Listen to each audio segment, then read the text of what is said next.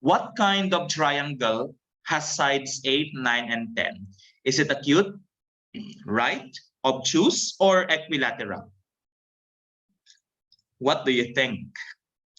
So to answer this question, it's important to know that if we have an existing triangle in the Cartesian plane, if A, B, and C are the lengths of the sides of your triangle, and that 0 is less than A, is less than B, is less than C, meaning to say the C here, no, the C is the longest side of your triangle, and in fact A and B, whichever of them, in this case I set A as the smallest, but actually it doesn't matter as long as you are able to identify your C.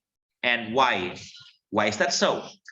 Because we have here in principle, if C squared is less than A squared plus B squared, then your triangle is acute.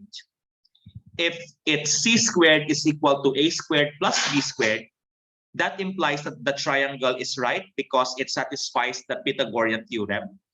And if C squared is greater than A squared plus B squared, then the triangle is obtuse. So here we have a triangle with sides 8, 9, and 10. And the C here is 10 because it's the longest side. We could see that 10 squared is 100. And if you get the sum of the squares of the two legs, of the two sides rather, sorry, you will have 8 squared plus 9 squared. That's 64 plus 81, which is 145. So this is C squared. This is A squared plus B squared. You could see which of these three is satisfied. That is the first one. You could see here that 10 squared is less than 8 squared plus 9 squared. So it follows this one. Therefore, we could say that even without drawing and without measuring the actual angles, we know that the triangle is acute. Letter A. Moving on to 42.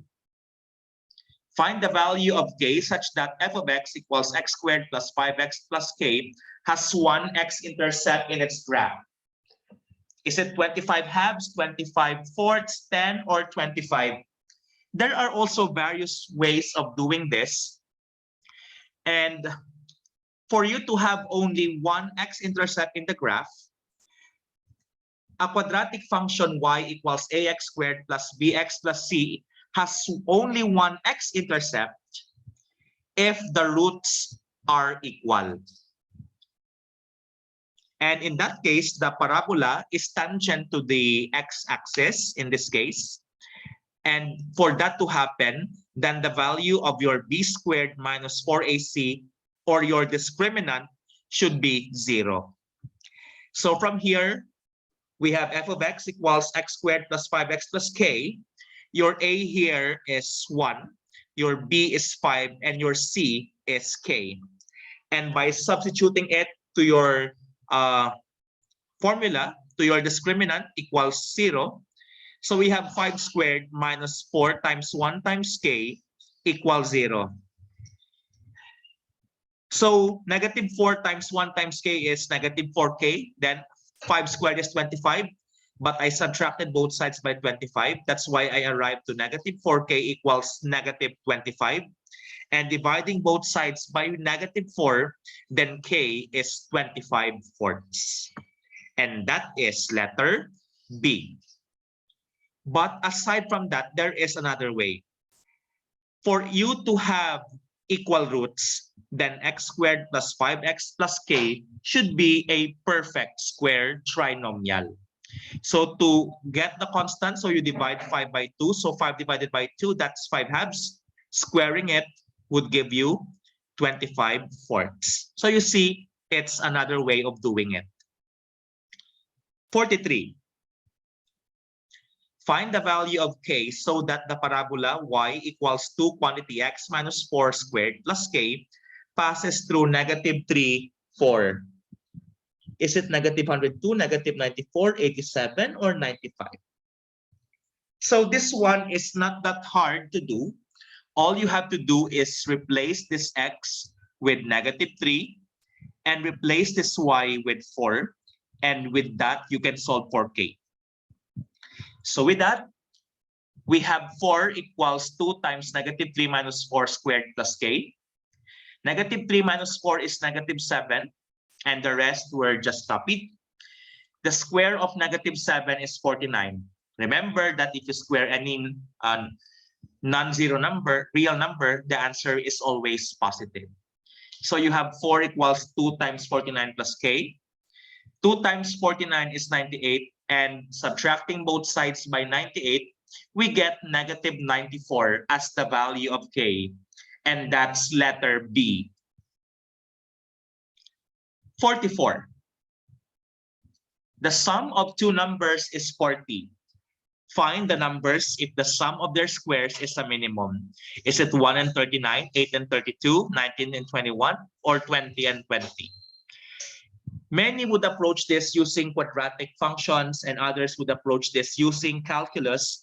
But for now, two numbers should be equal so that the sum of their squares is a minimum. That's actually something that could be proven using calculus or quadratic equations.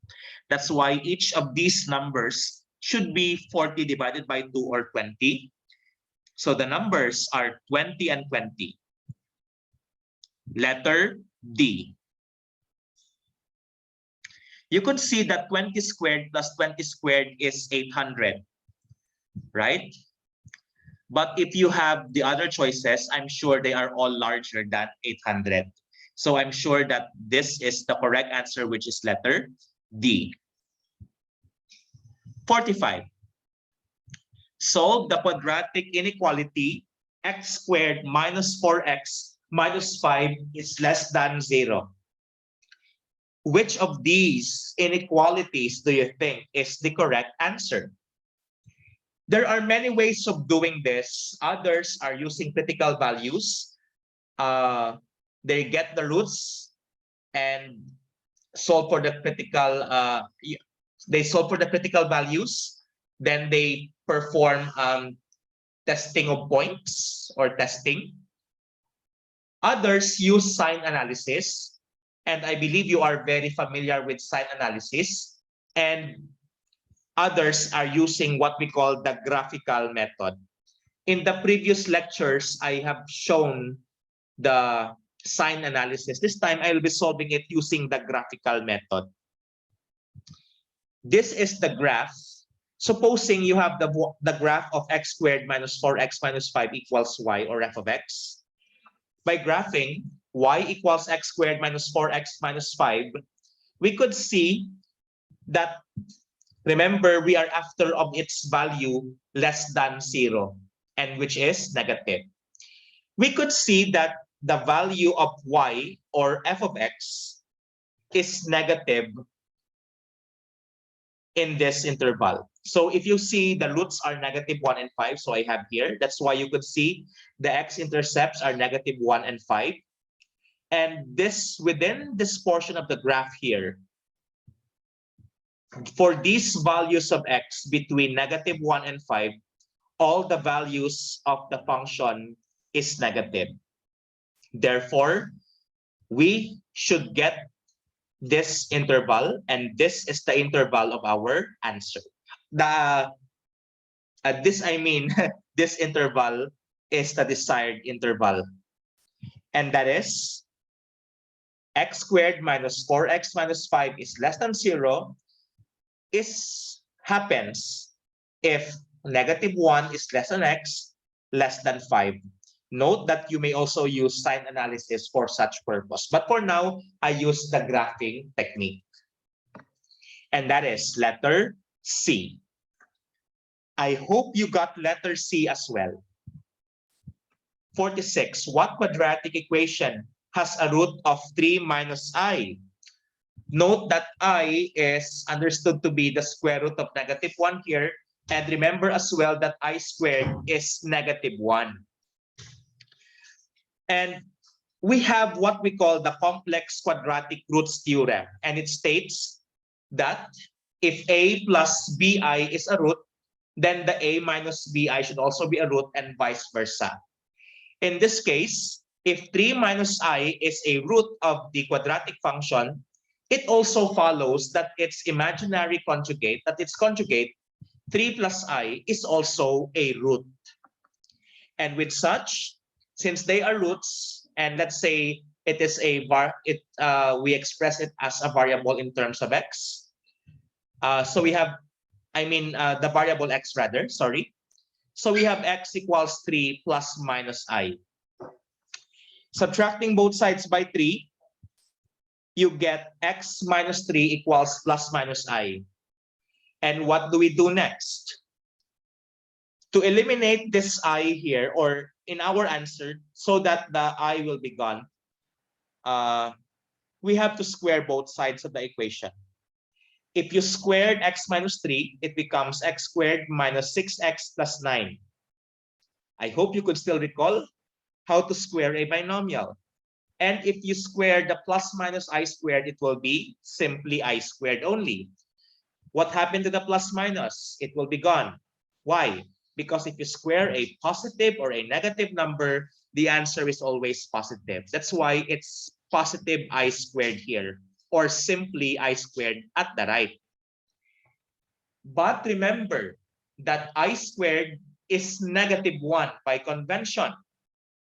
So by substitution, you have x squared minus 6x plus 9 equals negative 1, and adding both sides by 1 gives x squared minus 6x plus 10 equals 0, and that's letter A. 47. What is the area of a triangle bounded by 8x minus 7y equals 56 and the axis? So is it 15, 28, 56, or 60?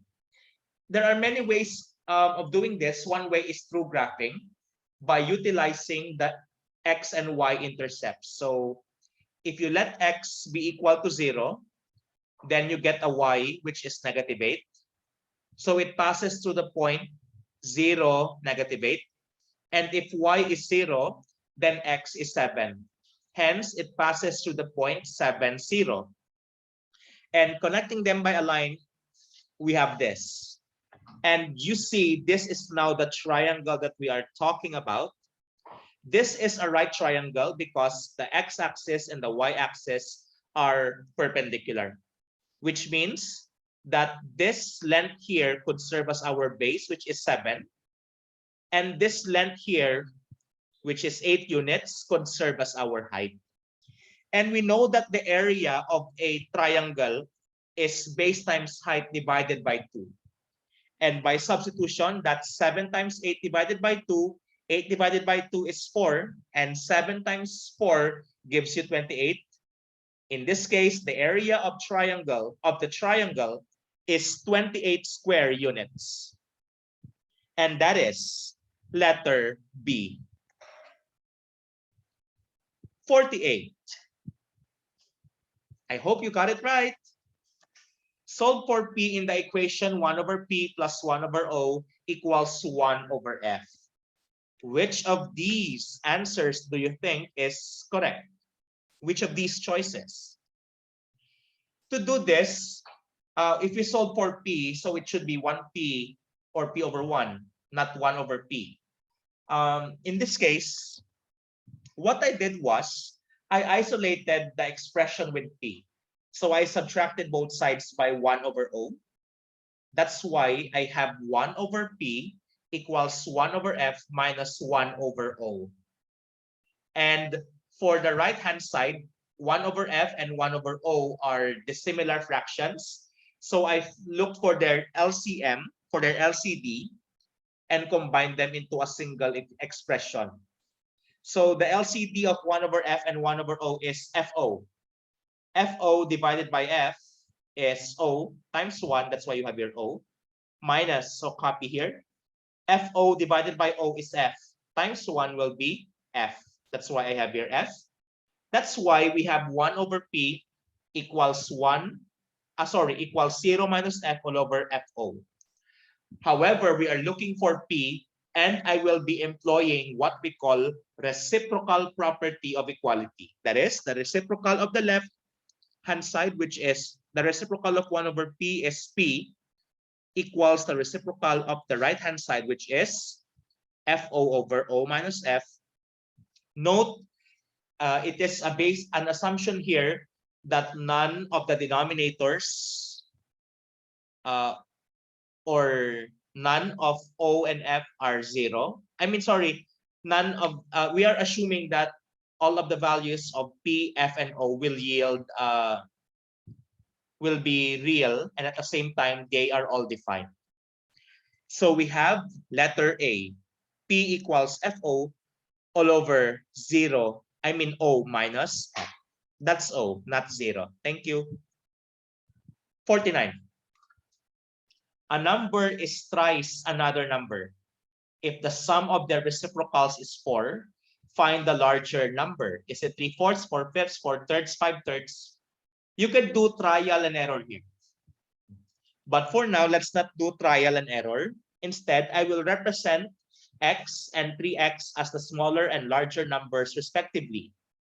From the given, if you add the reciprocals, that's 1 over x, plus 1 over 3x, their sum is 4.